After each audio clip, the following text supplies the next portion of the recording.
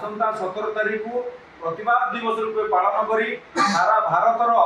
समस्त जिलापाल मान जरिया माननीय प्रधानमंत्री एवं मुख्यमंत्री उद्देश्य दाबीपत्र प्रदान कर केन्द्र निष्पत्ति अनुसार भारतीय मजदूर संघ ओडिशा शाखा तरफ समस्त जिला मानक जिला मुख्यालय घेराव कर माननीय जिलापाल जरिया प्रधानमंत्री एवं मुख्यमंत्री उद्देश्य दाबीपत्र प्रदान कर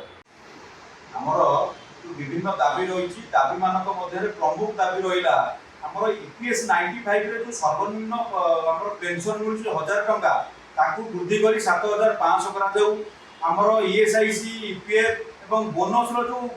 लिमिट अछि सेटा को द्विगुणित करा जाऊ आमर ठिका एवं चुक्तिभित्तिक कर्मचारी मानक समान काम को समान दरमा दिया जाऊ जो बैंक रे रही 5टी कार्य दिवस करा जाऊ एवं विभिन्न जो सर्वनिम्न मजूरी पाउछंती सेटा को सर्वनिम्न 30,000 करा जाऊ एवं ताकू महंगाई भत्ता सहित जोड़ा जाऊ जो माने स्क्रीम वर्कर रहिले सेमानकर मान देह वृद्धि करा जाऊ एवं स्क्रीम हटेई तांको रेगुलर करा जाऊ एमती विभिन्न दाबी 12 दफा दाबी नहीं आमे आसंता 17 तारीख दिन सारा भारत वर्ष रे जिलापाल मानक जरिया रे प्रतिवाद सभा आयोजन करी आमे माननीय प्रधानमंत्री एवं मुख्यमंत्री को उद्देश्य रे दाबी पत्र दिया जाए भारत वर्ष रे जो काम करुवा समस्त श्रमिक ठिका श्रमिक एवं आमे जो माने अंगनवाड़ी कर्मी अच्छु स्कीम वर्कर भाव में हमको लिया जाउची आपण माने जानि छथि कोनोसी स्कीम 50 वर्ष रहे ना 50 वर्ष पूरी आज 51 वर्ष रे पहुंचिलानी हमको से स्कीम वर्कर भाव में लिया जाउची किंतु आमे जते बळे काम करूछु सरकार को समस्त विभाग रो काम आपण माने देखिछन्ती आमे सब काम करूछु एबे जो एसआईआर सर्वे चलती आपण माने देखुछन्ती को प्रकार क्रिटिकल परिस्थिति रे भोटर पाइबा कष्ट होती फिर भी राति 1-2टा पर्यंत हमको बीएमसी ऑफिस रे बसई काम करा जाउछि तेणु सरकार जानिबा दरकार आमे सरकार पाखरे पूर्वरु एही भारतीय मजदूर संघ निष्पत्ति रे जिलापाल को जरिया रे मुख्यमंत्री को जरिया रे भारत सरकार को दाबी पत्र देथिलु जे स्कीम उठा जाऊ 50 वर्ष स्कीम उच्छेद करा जाऊ हमको श्रमिक मान्यता दिया जाऊ हमको सोशल सिक्योरिटी प्रदान करा जाऊ ईएसआई पीएफ हम पई लागू करा जाऊ एवं सुप्रीम कोर्ट जो राय देइछंती जे अंगनवाड़ी कर्मी ग्रेच्युटी पाइबा हक आपण माने देखंतु आज गुजरात एबे आंध्र प्रदेश को निकट रे गोटे सप्ताह पूर्व सीए भी ग्रेच्युटी घोषणा करिछनी अंगनवाड़ी कर्मी मान को ग्रेच्युटी दिया जाऊ महाराष्ट्र सरकार मध्ये ग्रेच्युटी प्रदान करिछनी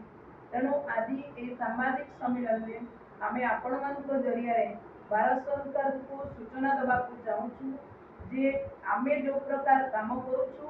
सुप्रीम कोर्ट जो राय देछंती जे आमे श्रमिक र अंतर्भुक्त होबा दरकार ए स्कीम उच्छेद होबा दरकार हमको जो 15 दिन ग्रेच्युटी सरकार रखिछंती भारतीय मजदूर संघ सरकार के पाखरे दाबी रखिछंती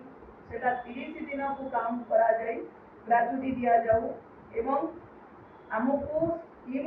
वर्कर भाव उच्छेद करी श्रमिक मान्यता दिया जाऊ हमको रेगुलर करा जाऊ एवं मासिक वेतन 30,000 प्रदान करा जाऊ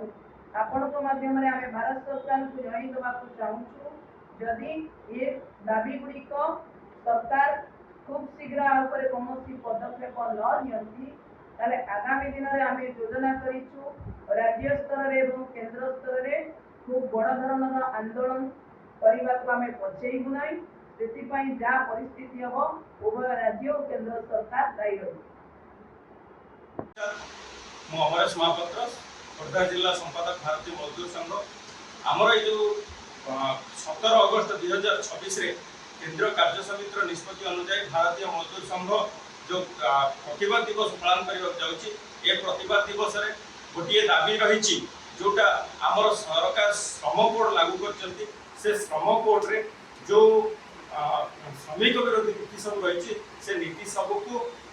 आम उच्छेद करने आम भारतीय मजदूर संघ दाबी रखी से दाबी भितर जो 300 थ्रेशोल्ड कंपनी मान से 300 थ्रेशोल्ड को 100 लिमिट करने आम सरकार पाखे दाबी रखुचु जहाँफल श्रमिक मान कंपनी मैंने मनमानी छटे आ बदली करें ना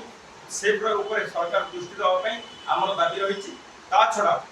ओल्ड पेंशन स्कीम को लागू करने दाबी रखा सहित आमर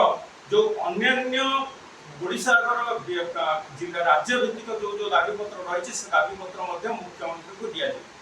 तेणु यही सब दाबी को लेकर आसंता 17 तारीख दिन खोर्धा जिला नुआ बस स्टाण्ड ठार गोटे रैली बाहरी आमर कलेक्टर ऑफिस घेराव कर से कलेक्टर ऑफिस घेराव पर से कलेक्टर को प्रधानमंत्री और